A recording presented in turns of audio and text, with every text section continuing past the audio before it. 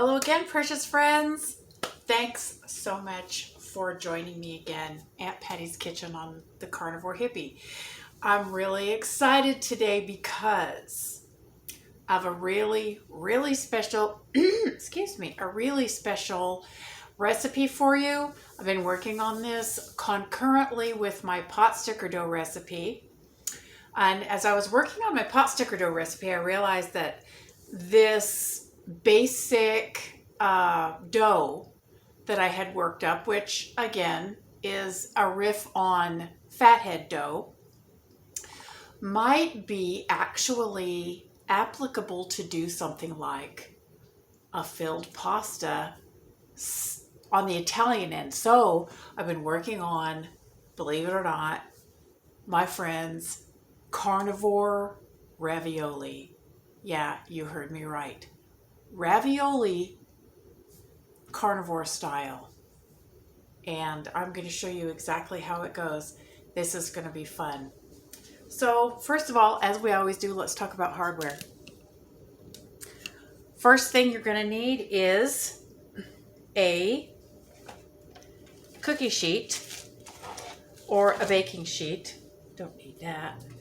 And this you're going to put in your refrigerator for later on for chilling your dough. Okay, just like last time when we did our pot sticker dough, you need this in your refrigerator so that when the dough warms up too much to be able to handle it, you can just slap it right in the refrigerator and cool your dough off very quickly. So here I go into the refrigerator.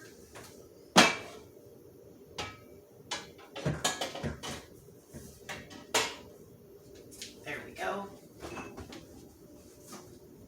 And the next thing is a food scale. We've talked about this.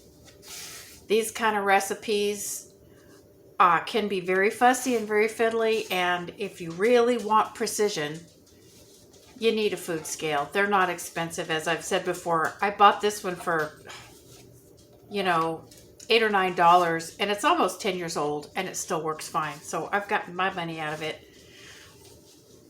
And the next thing we're going to need is a 1 to 2 quart microwave safe bowl. This already has our cheese measured out into it. We'll get to that in a minute. Various and sundry stirring and scraping implements. I like the silicone ones, as we've talked about before. The dough is very stiff to stir, so you'll need one for stirring that's very sturdy, and then a couple of flexible ones for scraping and scooping. And we will need, for the dough to rest, a zip top plastic food safe bag or some other appropriately sized container with a lid that will go in the refrigerator. Okay, so here we go. We're going to get started. Again, we have to move on to software. We have our 2 cups or approximately 2 cups or 200 grams of shredded mozzarella cheese. This is the pre-shredded kind. Yes, I know. We've had a discussion about cellulose before. If you want to grate your own and avoid the cellulose, that's great. Just make sure you use the low moisture kind of mozzarella. This won't work with the really wet, fresh mozzarella that comes packaged with brine. Won't work. Don't bother. You'll make yourself crazy. And 1 ounce or 2 tablespoons or 30 grams of cream cheese. And this, of course, just like with the pot sticker dough, will go into the microwave to get soft.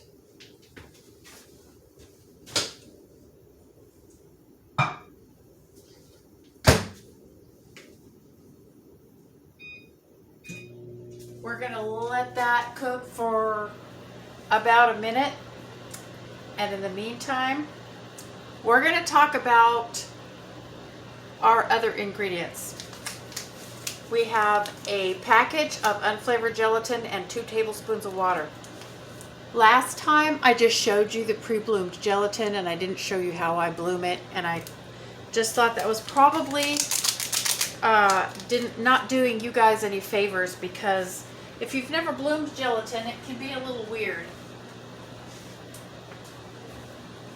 So I just wanted to show you right quick how I do it.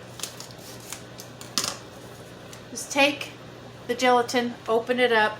I've got my 2 tablespoons of water in this dish, and you just sprinkle it over the top slowly and just keep sprinkling, and you'll notice it absorbs the water pretty quickly. If you just dump it in, then you can get little hard dumplings of gelatin, and that can be hard to deal with later. So you just sprinkle it on gradually, and as it hydrates, sprinkle more.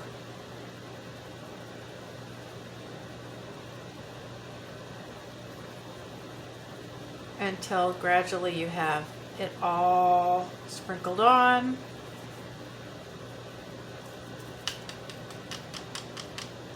And then once it looks like this and it's all sprinkled on, you just set it aside for about 5 minutes.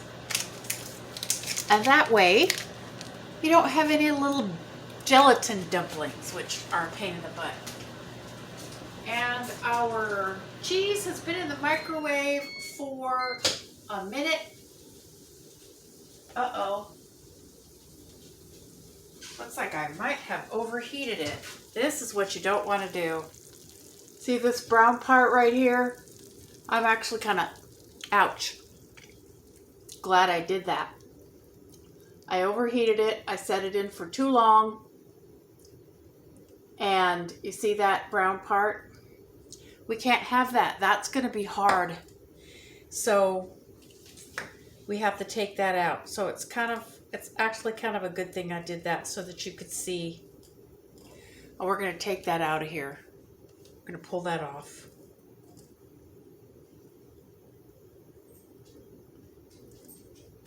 Pay better attention next time. So, because I've gone on and on about how fussy these measurements are, I'm going to get my bag of cheese out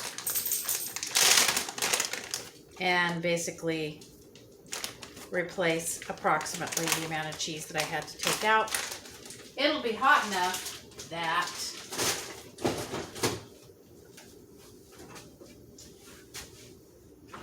it'll melt the little bit of cold cheese that we have. So here we go.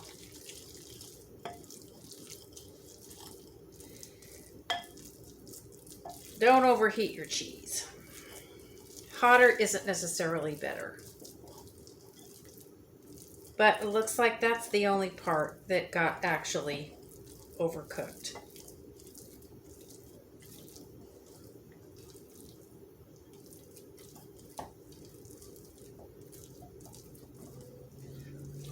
There we go. Now, that's all mixed.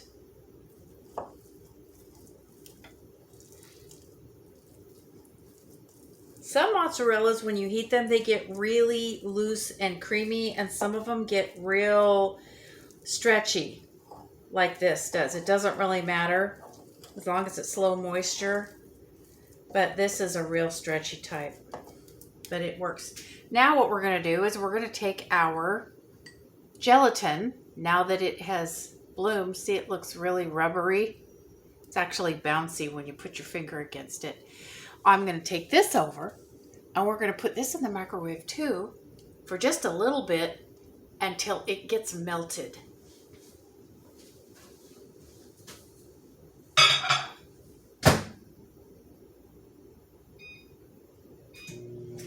And I'm not going to walk away from this. I'm going to keep an eye on that because it only takes, see, there's 10 seconds.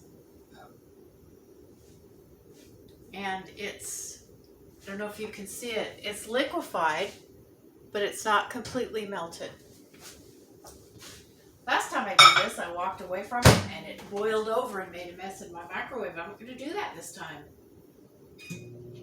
we're going to do 10 more seconds. So we're literally going to do this between 5 and 10 seconds at a time until it's melted.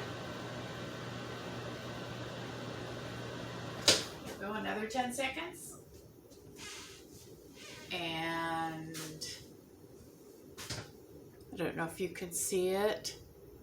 It isn't quite completely melted and dissolved. So we're going to try another 5 to 10 seconds.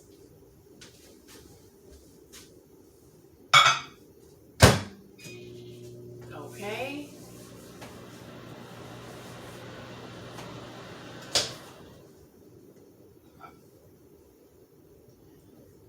All right. Now,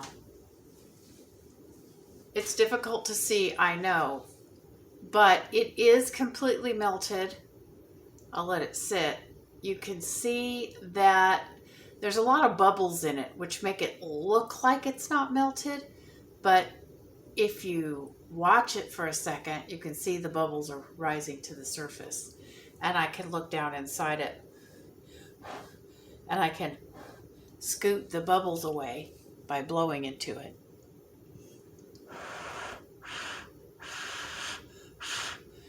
You can see it's clear now that the bubbles are rising to the surface. That means it's completely dissolved, and that's what we want. Now, as we did last time, now that our cheese has cooled a little bit and is not in any danger of cooking our egg yolk, we're going to add an egg yolk like we did last time. And we're going to knead it with our hands. If it's cool enough to knead with your hands, it's cool enough that it's not going to cook your egg yolk. And that's what we want. Just like last time. And we're going to let while we do this, we're going to let our gelatin cool a little bit.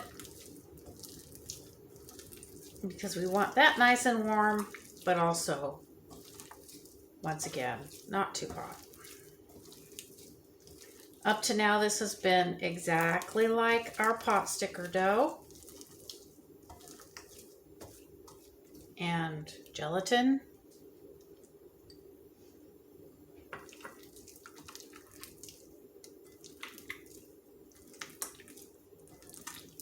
This looks like it's not going to work at first. But it always looks like this at first. Looks like it's just not going to mix. But just keep working on it.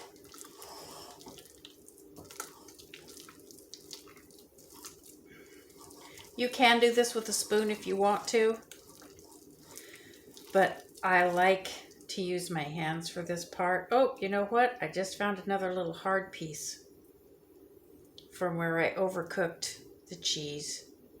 So we're going to take that out. See?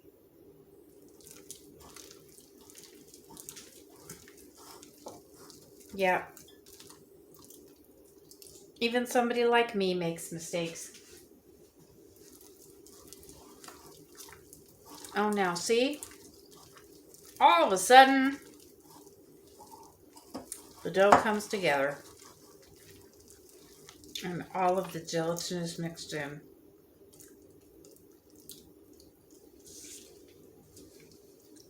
Now we take our scraper.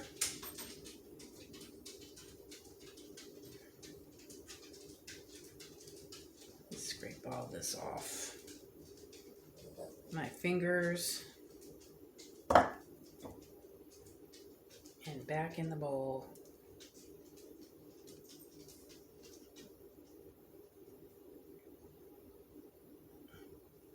There. Just about. Ah! Yeah, okay. Patricia, you're getting compulsive now. Alrighty, now the next stage is 4 tablespoons or a quarter of a cup of egg white powder. And forgive me, I can't remember how much the weight of it is at the moment, but I'll put it in the show notes in the recipe. And here's the next point where this differs from the pot sticker dough.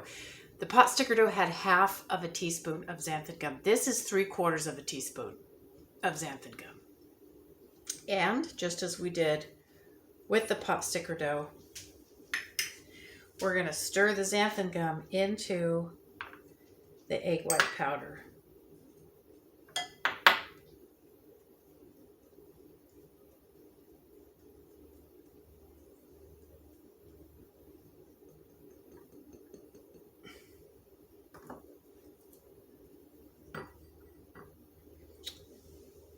And we're going to sprinkle about 1/3 of the egg white powder and xanthan gum mixture in. Incorporate that.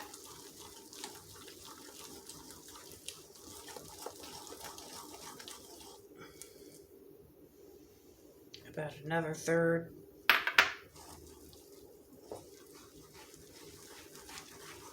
Get that mixed in.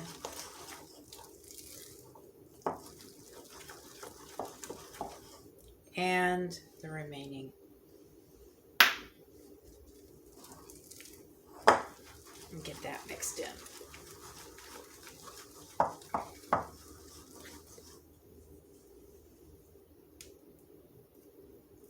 Don't be afraid to use your hands. Now, here is the next place where we differ from our pot sticker dough. We have here 35 grams or 1/4 cup of dried grated Parmesan cheese. Yes, this is the kind that comes in a little jar with the green lid. And we've had the discussion about cellulose before. It doesn't really bother me. If you want to use freshly grated Parmesan cheese, you may find that you'll be able to avoid the cellulose, yes, but you may find that the cheese is a little bit too damp. It has way moisture than this does. And you may find it necessary to desiccate your freshly grated Parmesan a little bit by grating it ahead of time and putting it in a plastic bag or a container in the refrigerator with a piece of paper toweling, a piece of wadded up paper toweling for several days. That will absorb most of the moisture out of it.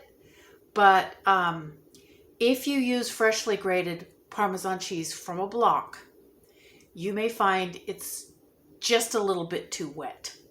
So you can either dry it out like I suggested, or you can just use the cleanest pre-grated jar of pre-grated Parmesan cheese that you like. And again, I'm going to knead this in a little at a time. Now, you will see Parmesan cheese at the store that comes in a plastic tub, and it comes as little shreds. And yeah, don't use that. That won't work. It has to be really finely ground like this. If you want to put that other stuff that comes in the little shreds in your food processor and grind it up, yeah, you could probably do that if you want to go through that trouble. Now, this dough is a lot stickier than the pot sticker dough to begin with. But once it hydrates and gets cold, you are going to be amazed at how much it looks and acts like pasta dough. So here we are. This is the end of stage 1. We're going to do this, these raviolis in stages, like we did the pot sticker dough. This is going to be stage 1, where we make and refrigerate the dough. So anyway, I'm going to get this off of my fingers. Yeah, you guys don't want to watch this. But I can't help it. I'm compulsive. This big old lumps of dough, I just can't waste them by washing them down the drain. Now, our zip top bag, we're going to do like we did last time. We're going to open the zip top bag, turn it inside out, put my clean hand inside the inside out zip top bag, and then use my dirty hand to gather up the dough, plop it down onto the bag,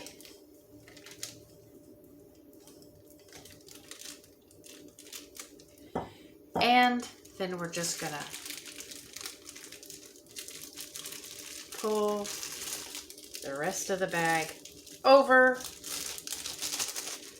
and basically we have our dough in the bag, and the outside of the bag is relatively clean.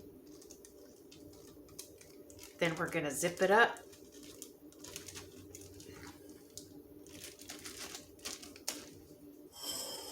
And we're going to flatten it out into a cake so that it can refrigerate and finish hydrating. And when it's done, it will be in a good shape for us to roll out. Okay, I'm going over to put this in the refrigerator on top of our cold sheet pan that we've already put in there. And there we have it. There is stage 1 of our ravioli dough. Okay, I'm going to end this video right here, and we're going to be back with stage 2, which is going to be rolling and shaping of the dough. Don't worry, I'm going to publish all 3 of these at one time. I just don't want to do this. This would be a 2-hour long video, and I just really don't want to do that. And besides which, we need to have time for the dough to rest, and you would need to have time for your dough to rest. That dough is going to have to sit in there for probably about 2 to 3 hours, realistically. So I have some that's pre-made, so I'm going to be back here sooner than that to show you how to roll and shape the dough. But when you're making this at home, you'll have to give yourself several hours to do this properly. You can even make the dough the night before. I have done that. Make the dough the day before, and then the next day it'll be all ready to go for rolling and shaping. So that's it for right now, precious friends. I will see you back again here in actually just a few minutes to show you how to start rolling out your dough and shaping your ravioli. I love you all. Peace, love, and meat. And I'll see you back here in a few minutes. Bye.